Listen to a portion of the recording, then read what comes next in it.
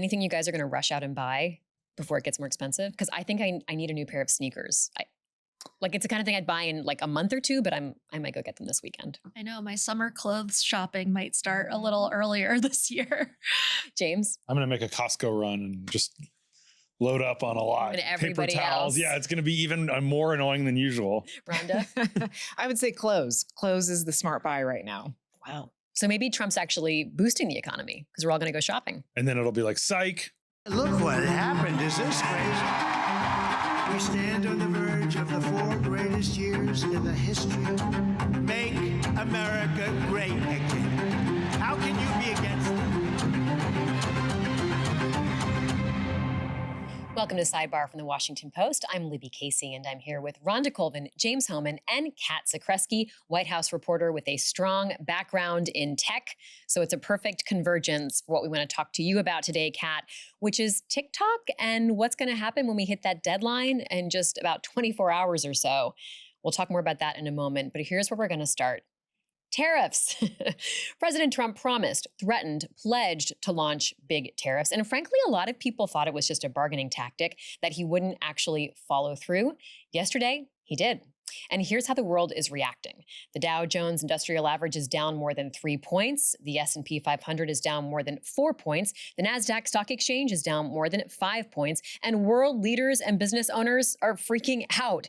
The heads of other countries, many of them our allies, are weighing how fiercely to respond, how to hit back financially. The U.S. national anthem continues to be booed at hockey games in Canada. Oh, Canada.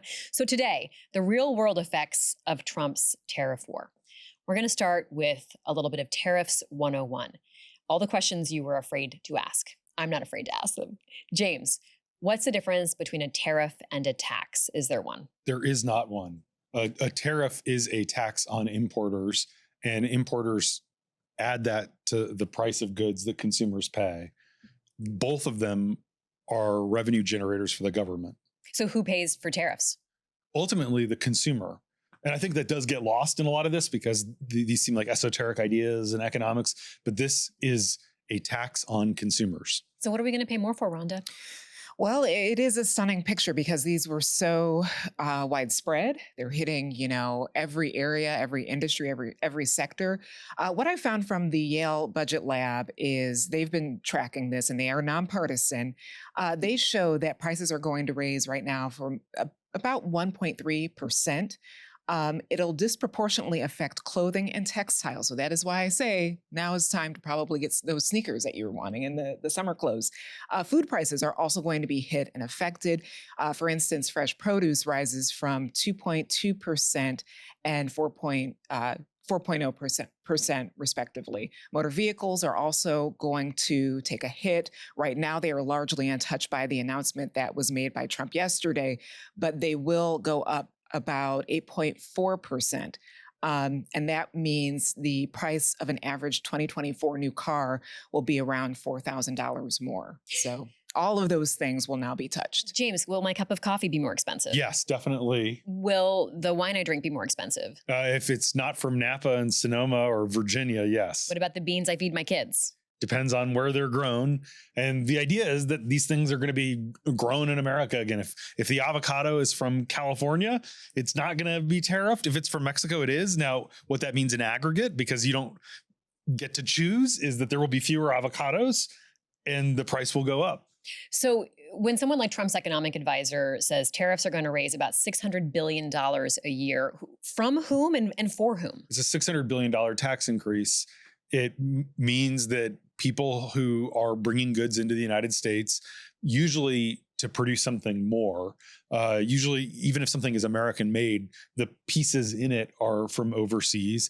They're going to pay it. They're going to pass it along, and it's going to get paid to the U.S. government. And there are going to be bailouts. Trump's already talking about helping out some of the farmers who are going to get screwed because of this. So it's not just $600 billion in fresh revenue. Rhonda, why is the market going down?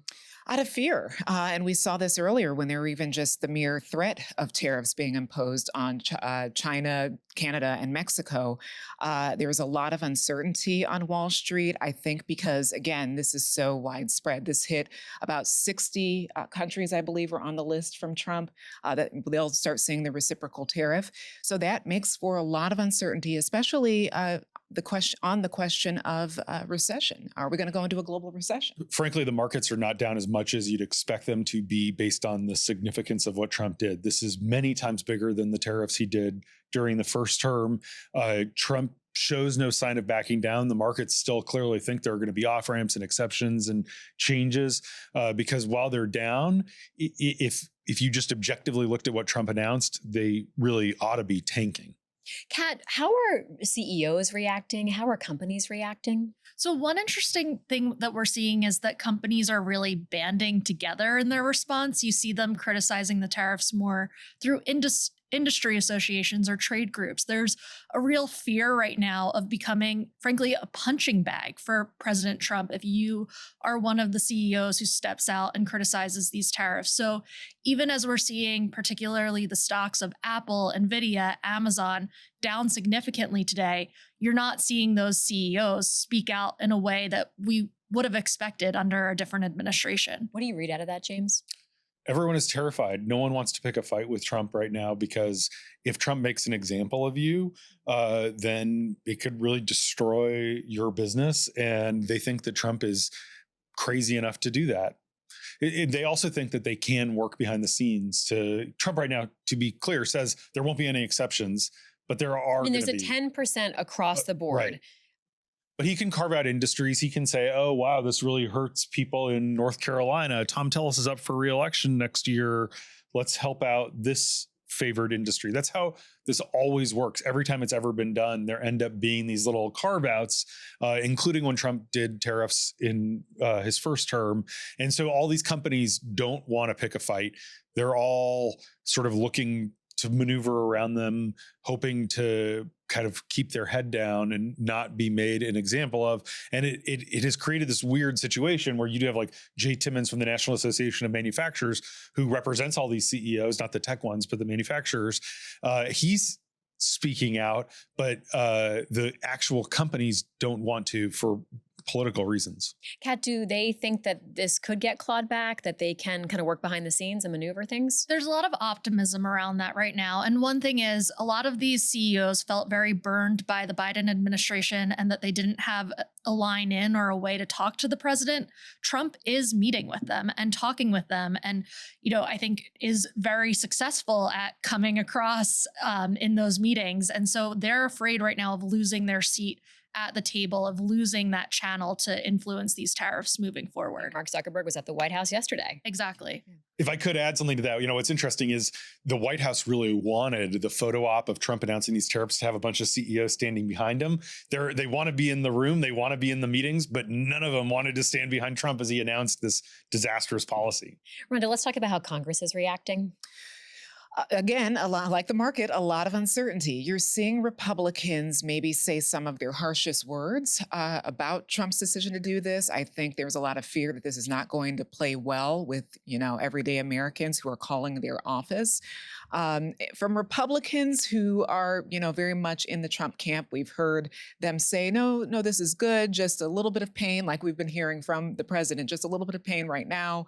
I heard one Republican say, it's almost like when you remodel your house, you're going to be put out for a little bit, but in the end, you have a lovely remodeled home. So they are trying to position this as something that just, stick with it, trust Trump, and this will be all figured out.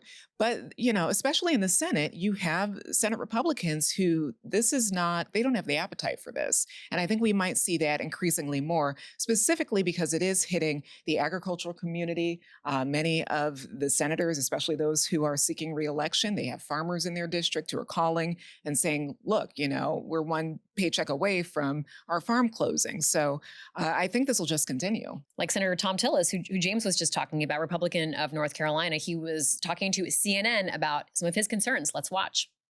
Anyone who says there may be a little bit of pain before we get things right need to talk about farmers who are one crop away from bankruptcy. They don't have time, so we've got to be crisp on this implementation. Otherwise, we could do damage that's irreparable to farmers. I'm not really sure what crisp on implementation means. It means that he's trying to thread the needle. So the senator talked to Manu as he was— That was Manu Raju from CNN. Mm-hmm. As he was walking to a vote related to undoing some of Trump's tariffs on Canada. Now, what Trump announced this week didn't affect Canada and Mexico because he already announced things for them. And basically, there's this resolution to undo Trump's tariffs. Tom Tillis voted no on that. He didn't vote yes, even though the Canadian tariffs are even more outrageous than a lot of these ones that were announced yesterday. And it's because he was getting arm twisted. He's concerned about a primary challenge. So Tom Tillis has to worry about a Republican primary challenge where Trump could support a challenger and a general election in a purple state. And so he, by saying, "Oh, it's about getting the implementation, it's about getting the execution, it's about getting the— love that that it's a funny analogy to unpack the remodel. It's about getting the remodel right. You know, the reason I live in the house I live in is because the previous owner remodeled during COVID, and it was such a disaster, and it went on so long, and it was so much over budget that she had no choice but to sell the house. Yeah, so remodels can drag out. That's not necessarily a good analogy. Yeah, that is true. And I do like what James said about threading the needle, because that's very clear to anyone who has watched Tom Tillis and knows that he is up for re-election in 26. I suspect other Republicans will try to thread that same needle. But I also think this is an interesting time where, because of what constituents are going to be calling about, writing letters about, the pain they're feeling, we've already seen how town halls have been playing out for folks who are daring to be in front of their constituents. Sometimes that does push Republicans into having to talk about this. And I noticed that Tom Tillis actually used Trump's own words, which is, "You're going to feel the pain." And anybody who's saying that doesn't really realize. So I think you're going to see a lot more threading of the needle, but there may come a time where they are pushed to go places that they probably would rather not when it comes to going in between Trump and their constituents. Congress is supposed to set tax policy. We talked about how tariff is a tax. There was something really interesting that happened today, which is Chuck Grassley, the Republican senator from Iowa, and Maria Cantwell, the Democrat from Washington, introduced a bill that basically said it's like a War Powers Act, but for tariffs. Like, a president can impose tariffs, but if Congress doesn't vote to approve them or ratify them within 60 days, they wouldn't happen. And so it's not going to get anywhere because the House would never pass that. But it is an indication of a prominent Republican who's trying to reclaim this constitutional power to set taxes. Kat, let's talk about how the White House is answering questions. There's a barrage of questions coming in from Republicans, from business leaders, from journalists about what are you doing and why? How are they spinning this and talking about it? We see them really spinning this as this is going to be temporarily painful for Americans, but that there's a long game here that will lead to greater investment in the United States that's good for American consumers. We saw J.D. Vance today go on TV and make that argument. And certainly, you know, this is going to be a challenging couple of days for them as you see really resistance from even within their own party and these challenges on the stock market. But it seems like they are really moving full steam ahead with their defense of these tariffs and not backing down in any way. Caroline Leavitt, press secretary, had this message of trust Donald Trump. Trust the man who was a business leader and the man who did so many great things for the economy, her words, in the first administration. Who does that appeal to? So that's certainly a message to the base, right? These people who have supported President Trump throughout the election and have been excited about some of the policies he's moved forward with in their first 100 days. I mean, it's not a coincidence, I think, that they're making a lot of this messaging on Fox News and channels that are more popular with Republican voters. And so it's really an attempt to hold the party together on this. Rhonda? Yeah, the messaging from the White House and the Republicans on the Hill who support this, it's just really been stunning because it's actually counter to the evidence that we're seeing. We just talked about how the market is plummeting in reaction to this announcement. Yet we're hearing from Levitt or the president that this is good. We just got to stick with it. If you watched his Rose Garden event yesterday, I noticed how he kept saying these people have been ripping us off. So that is an effective message to his base, because he's said that about a lot of things, and that seems to energize, some Americans. But you have to wonder how long that will last, if they'll ever ease up from that messaging and kind of, admit that this is kind of difficult, or try to change course in any sort of way. Or give a timeline, right? Or give a timeline of like, this because pain is acceptable for 3 weeks or 2 months or 6 months, but then. Right. And when will they let up if there is too much pain? When is the pain going to end? Right. I do think the timing of this is interesting, of course, because I couldn't see Trump doing this too close to the midterm elections. Right now, the pain that likely a lot of consumers will feel will be happening over the course of the next few months, of course, maybe the next year.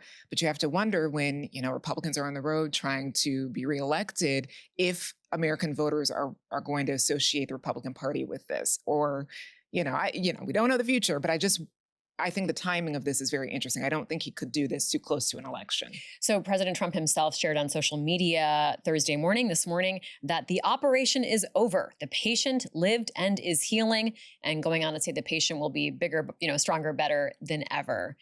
James, is the operation over?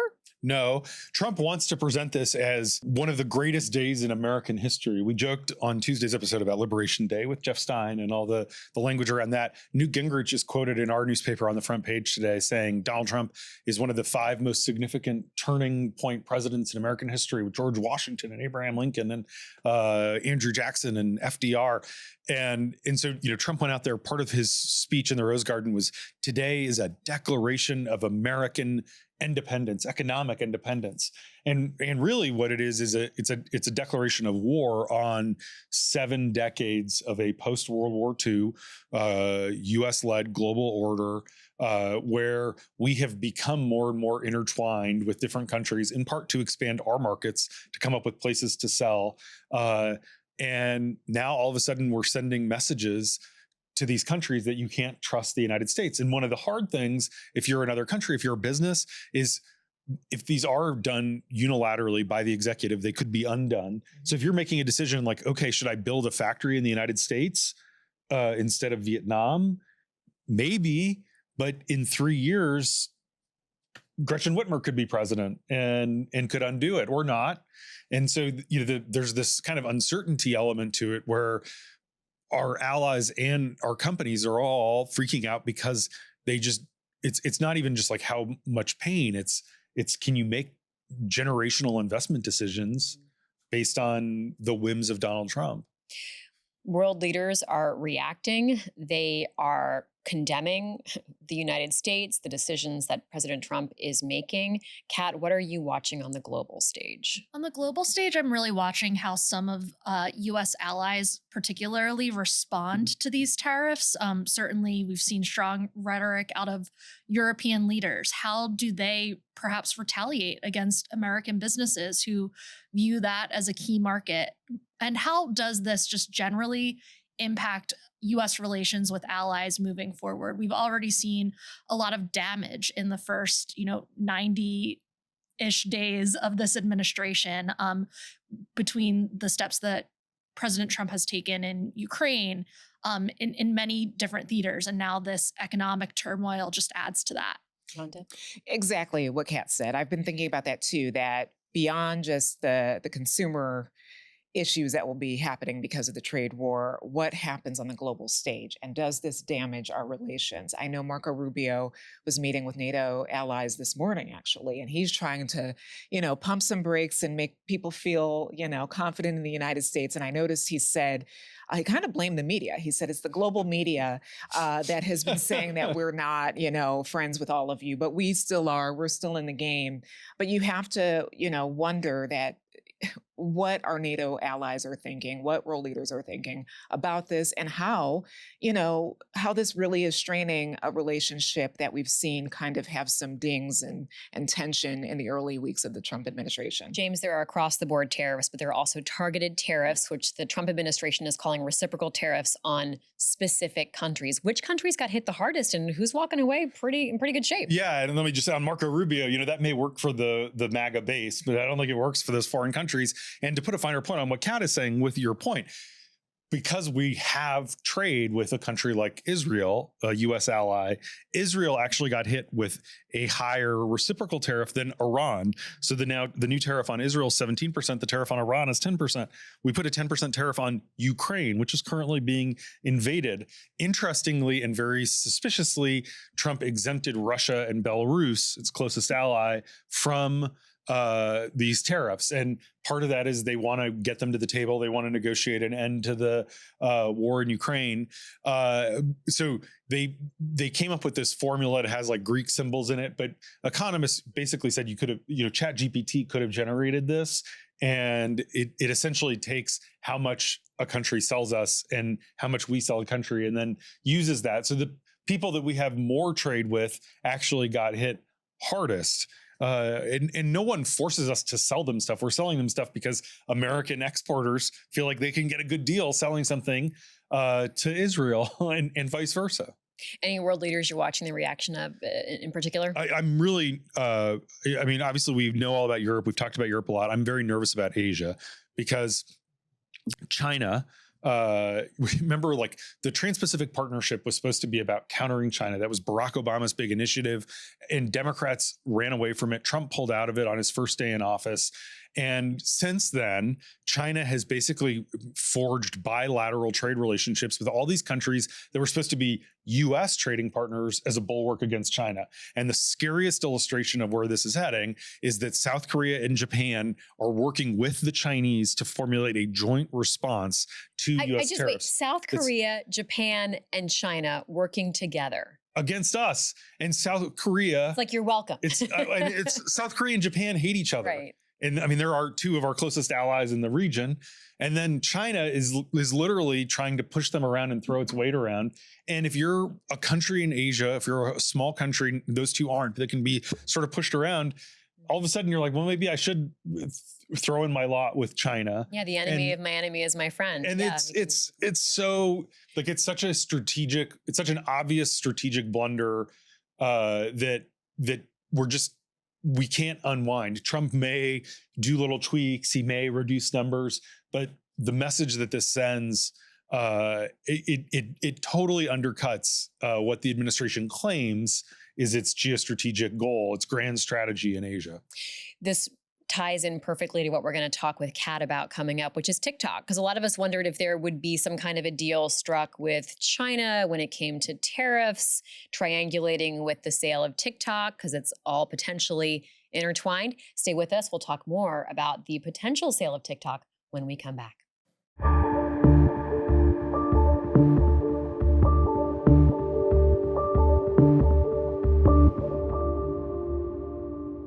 This is Sidebar from the Washington Post. You can listen to us on your favorite podcast app or watch along and listen on YouTube. Just look for the Washington Post on YouTube.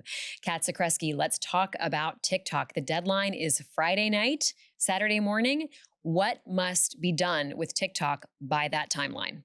So we need to reach a deal that will satisfy the requirements of a law that Congress passed that forces a ban or a sale of TikTok. I think a lot of people will remember right before the inauguration when TikTok went dark for several hours and you couldn't access videos. And effectively what Trump and his top advisors are trying to do right now is find a new arrangement that will appease the requirements of that law while still allowing TikTok to be available to the many Americans, especially the millions of young Americans who learned about him and the MAGA movement on that app. Okay, I'm old enough to remember when Trump was super anti-TikTok. Everybody in Congress was really anti-TikTok. And now it's like this total reversal. Trump got credit for quote unquote saving TikTok. There was like a message on TikTok thanking Donald Trump. We saw the TikTok CEO in and out of the White House a bunch right around the inauguration time. What's to stop Trump from just putting a pause on it again? There really isn't much stopping Trump from putting a pause on it again. One, the law gives the president broad authority over how to mandate a sale and evaluate whether or not that satisfies national security concerns. And two, who is going to challenge Trump at this moment if people don't feel he is acting by the letter of the law in an extension or a ban? The most likely challengers prior to this administration would have been Meta or Google and some of TikTok's top competitors. But at this moment, we are certainly not seeing them stand up to this administration in that way. How are they viewing this potential sale? We mentioned Mark Zuckerberg was at the White House just yesterday. Who's at the table? So we did learn that Amazon, which disclosure that Amazon founder Jeff Bezos owns the Washington Post, but Amazon made an 11th hour bid to buy TikTok. And I think that just shows kind of how many big tech companies view this as potentially a big opportunity for their businesses, but are also wary of, the arrangement that we might reach. And, what I'm hearing from the White House is that is not a bid that is being taken seriously. And we can talk a little bit Why about not? Yeah. So I think, one of the big issues with this is that it's very difficult to arrange just an outright sale of TikTok where, a US company would come in and just buy all of the technology in the US business like we might see in a typical sale. And that's because of some of the restrictions that the Chinese government has put on TikTok. So around the time that, a lot of this discussion started about TikTok, China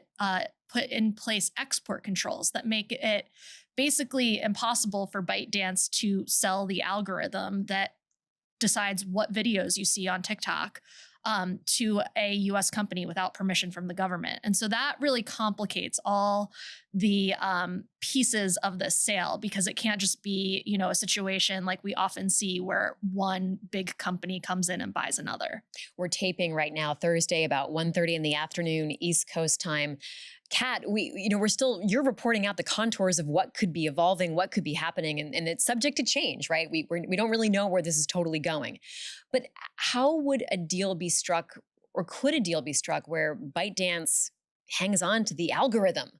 So that's what we're hearing is one proposal that has been extensively discussed in recent weeks is a situation where ByteDance would effectively hold on to the algorithm and lease it to an American spinoff of TikTok.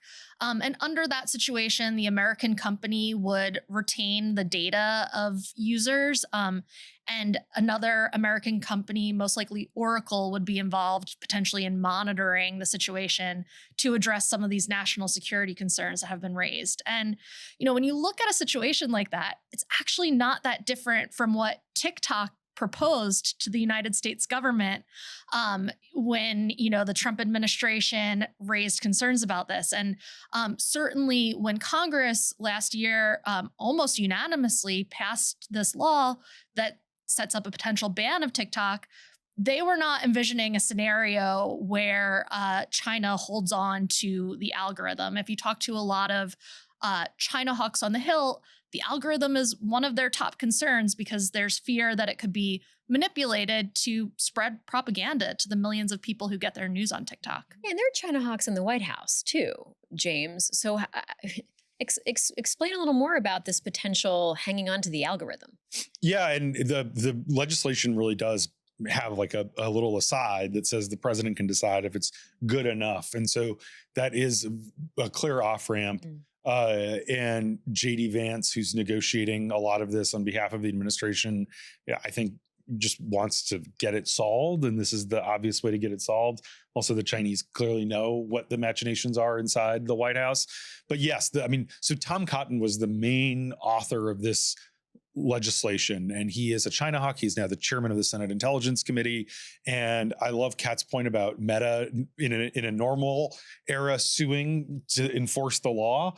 And similarly with Tom Cotton, you might hear him be frustrated or kind of angry, but he's not going to go nuclear the way he would if it was Joe Biden considering this as an out. Could we see something, Cat and James, where the tariffs are lumped into the TikTok deal? Like, could this all get mashed up together yet? So Trump kind of mused about that in the Oval Office earlier this week. He was asked specifically about, whether there'd be some sort of grand deal. And he said, perhaps he could put concessions on tariffs on the table to extract a better deal. I think the question is whether you'd be able to do that in the timeline that we know they're working on. Certainly any negotiations that would involve changes to the tariffs, you could see how that would add much more time to such a deal. And obviously there's a lot of challenges when you already are working with many different investors and many different players and putting something like this together. Hey, thank you so much, Cat Zakrzewski. We'll continue to read your reporting this weekend as we watch to see how that TikTok deadline inches up on us and what happens afterwards.